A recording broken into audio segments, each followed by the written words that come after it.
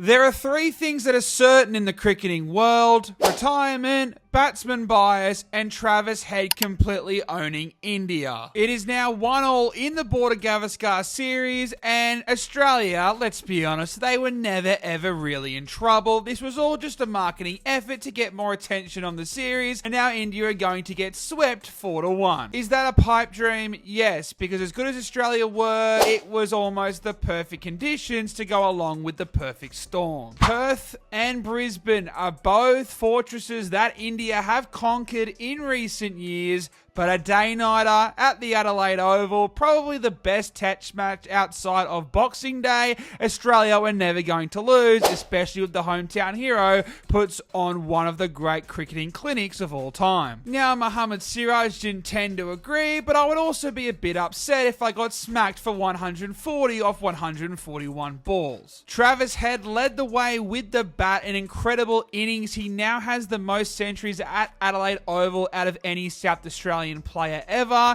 and he is building one hell of a resume. It seems with Heady that he doesn't get the attention that your Marnus, that your Steve Smith, and your David Warner when he was around got, mainly because they're a top four, and sometimes when you get into the middle order batsmen, you tend to forget about them. Obviously, Michael Hussey and Michael Clark for Australia have broken through, but Travis Head is now clearly a part of that, and even if you think he's maybe not belonging in that category completely based on his career so far, when we're talking about the best big game players in cricket today, there are none bigger than Travis Head. And what's funny is that all his clutch performances on the biggest stage have come against this same team, the kingpin of cricket, and well, I guess you could say Travis Head owns India more than any politician in that country ever has. We all know that the IPL owners, they're the ones secretly running not just India as a country, but also world cricket as a whole, and I've got absolute breaking news that they all report to Travis Head because he owns every single one of them. Australia were on their knees. No one in Perth from Australia's top six outside of Travis Head looked like they were going to score anywhere near a half century. Travis Head came out, got 89 odd, backed it up with 140. He scored a century in the World Test Championship against India, making Australia the first country to win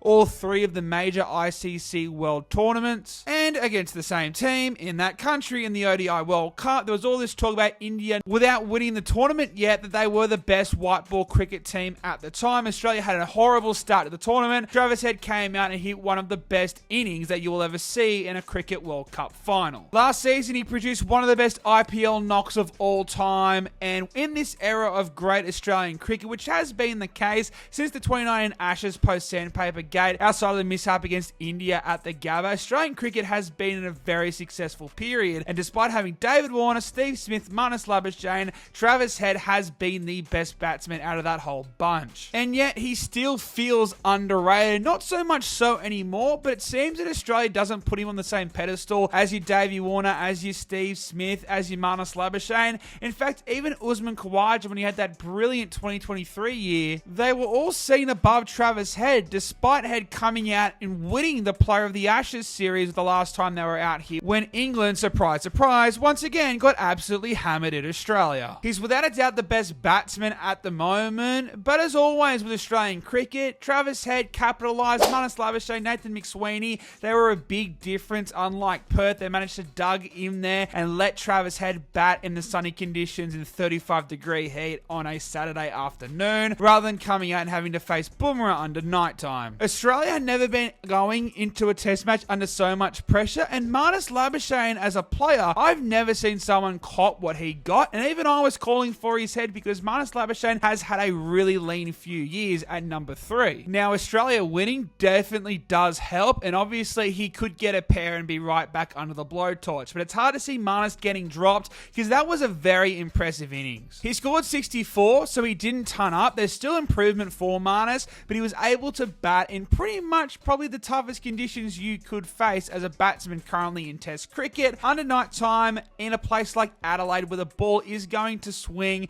especially with a pink ball, and he was able to survive along with Nathan McSweeney. McSweeney couldn't capitalise on day 2, unfortunately, but they both set up Travis Head's innings, and that has got to be a huge respect to Marnus Labuschagne, because like Usman and Steve Smith, they exactly didn't really help their case when it comes to talking about who is under pressure in Australia's batting lineup. And as good as some of those names have been importantly, throughout this dominant period of Australian cricket, we all know the real thing that has been keeping Australia up and keeping them winning test matches. That is that they have currently probably the best bowling attack not only that Australia has ever seen, but probably test cricket. You've got Mitchell Starc of Healy fame, who just put up career best figures, Josh Hazlewood, Gaz, and of course Paddy Cummins, who has probably been the best bowler in test cricket, not only since he's become captaincy, but since probably the last 8 or so years. Those 4 have been incredible, and they've kept guys like James Pattinson, Peter Siddle when he had his rebirth, Scotty Boland, who has been an absolute revelation and would walk in as a pace bowler in any other test team in the world. He is being kept out because we have these 4 GOATs. All 4 of them have over 200 test wickets, and they all bring something different. And there's no doubt Travis Head was the star in Adelaide, but Mitchell Starc answered back. Jaswal told him he was too slow, and then Starkey sent that kid packing after 1 rugby league cricket ball. Scotty Boland came out with the first innings. He took a wicket, but his foot was a bit too far over the line, so it didn't count. He still got rid of Kohli, then came back in the second innings and got rid of Kohli again. Nathan Lyon, Australia's second greatest ever spin bowler, wasn't even needed because Mitchell Starc put up career best figures. Scotty Boland kept his average to bloody 6 or whatever it still is, and Pat Cummins had his best test match probably since last year's Ashes series where he took a fifer. There was no doubt this bowling attack would have been hurting after the first test where they did all the hard work just to watch their top 6 go out for about 20 like they often do throughout the last couple years or so, and all the pressure was on the batsmen